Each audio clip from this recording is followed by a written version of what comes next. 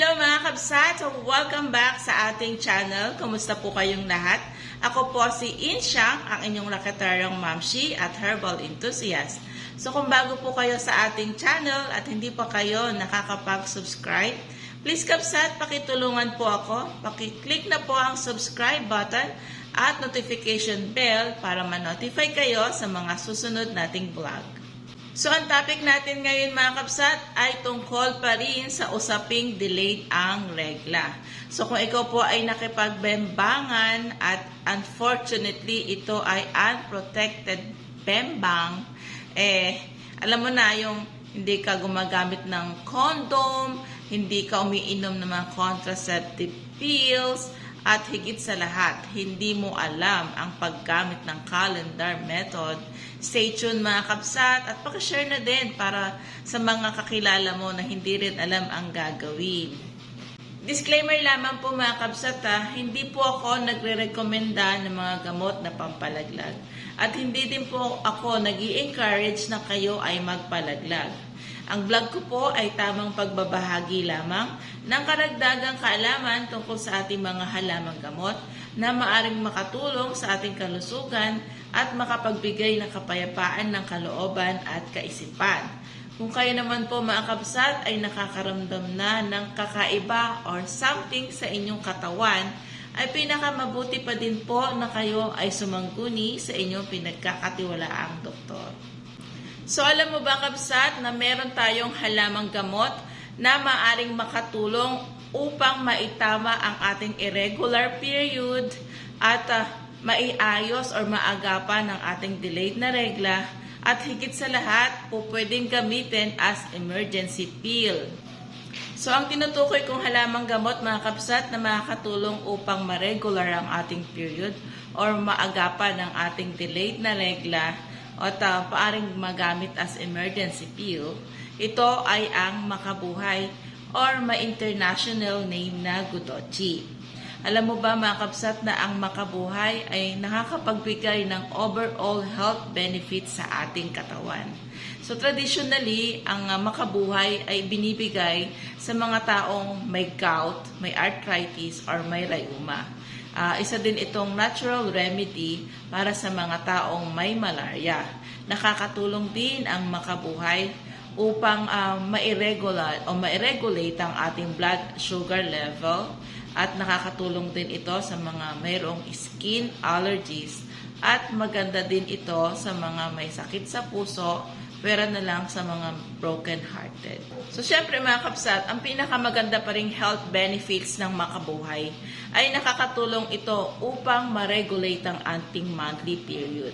So, kung ikaw po ay dumaranas ng irregular period, delayed na ang regla mo, or meron kang dysmenorrhea, or meron kang hormonal imbalance, or PCOS, makakatulong sa iyo ang pag-inom ng makabuhay. At alam mo ba kabsat na meron ding anti-fertility effect ang makabuhay sa ating mga babae? Nakakatulong ito upang maiwasan na ikaw ay magbuntis ng wala sa plan, lalo na kung ikaw ay sexually active.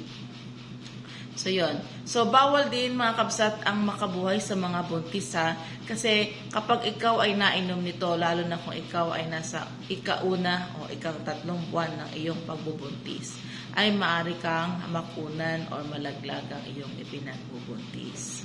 So, kung ang tanong nyo naman mga kabsat, alin ang mas mabisa, kung yung bang makabuhay na nilalaga o yung makabuhay na nakakapsul na? Para sa akin, syempre mga kapsat, pinaka-effective pa rin ang makabuhay capsule. Ito po yun, yan. Yung Herbality brand. Hindi pa to nagpapalit ng packaging mga kapsat Kasi ang kagandahan ng nakakapsule na siya, hindi mo na matitikman syempre yung pait. Kasi ako, hindi ko mainom talaga yung nilalaga dahil sobra siyang mapait. Tapos kailangan mo pa ng at least 500 grams na ipakukulan ito sa 5 baso, saka mo inumin. Imagine kung gaano kapait yun. Ito, instant na siya, inumin mo na agad. Yun na, wala nang ritual pa. Diretso mo na siyang iinumin. So yun lang mga kabsat. I hope na nakapagbigay po ako ng karagdagang kaalaman sa inyo. I-click nyo lang po yung link sa Shopee ko po ito nabibili. Hindi pa po ito nagpapalit ng packaging. Paulit ko lang. Yun lamang po mga kapsat, maraming salamat po at God bless. Sundan niyo po ako sa next kong vlog. Oh, nakipagbembangan ka ba kapsat tapos unprotected bembang pa ginawa mo? Uminom ka na agad ng Makabuhay Capsule. Herbality brand lang ha. Click mo na yung link, tiyak pag uminom ko nito, hindi madidelayed ang regla mo. Tanggal ang stress mo kapsat. Ugapan mo na. So kung ang tanong nyo naman mga kapsat, alin ang mas mabisa? Kung yung bang Makabuhay na nilalaga o yung Makabuhay na nakakapsul na? Para sa akin, syempre mga kapsat, pinaka-effective pa rin ang Makabuhay Capsule. Ito po yun, yan. Yung Herbality brand. Hindi pa to nagpapalit ng packaging mga kapsat ha. Kasi ang kagandahan ng nakakapsul na siya, hindi mo na matitikman syempre yung pait. Kasi ako, hindi ko mainom talaga yung nilalaga dahil sobra siyang mapait. Tapos kailangan mo pa ng at least 500 grams na ipaukulan ito sa 5 baso, saka mo inumin. Imagine kung gaano kapait yun. Ito, instant na siya, inumin mo na agad. Yun na, wala nang ritual pa. Diretso mo na siyang iinumin. So yun lang mga kapsat. I hope na nakapagbigay po ako ng karagdagang kaalaman sa inyo. I-click nyo lang po yung link sa Shopee ko po ito nabibili. Hindi pa po ito nagpapalit ng packaging. Paulit ko lang. Yun lamang po mga kapsat. Maraming salamat po at God bless. Sundan nyo po ako sa next kong vlog. So kung ang tanong nyo naman mga kapsat, alin ang mas mabisa? Kung yung bang Makabuhay na nilalaga o yung Makabuhay na nakakapsul na? Para sa akin, syempre mga kapsat, pinaka-effective pa rin ang Makabuhay Capsule. Ito po yun, yan. Yung Herbality brand. Hindi pa to nagpapalit ng packaging mga kapsat ha. Kasi ang kagandahan ng nakakapsul na siya, hindi mo na matitikman syempre yung pait. Kasi ako, hindi ko mainom talaga yung nilalaga dahil sobra siyang mapait. Tapos kailangan mo pa ng at least 500 grams na ipaukulan ito sa 5 baso, saka mo inumin. Imagine kung gaano kapait yun. Ito, instant na siya, inumin mo na agad. Yun na, wala nang ritual pa.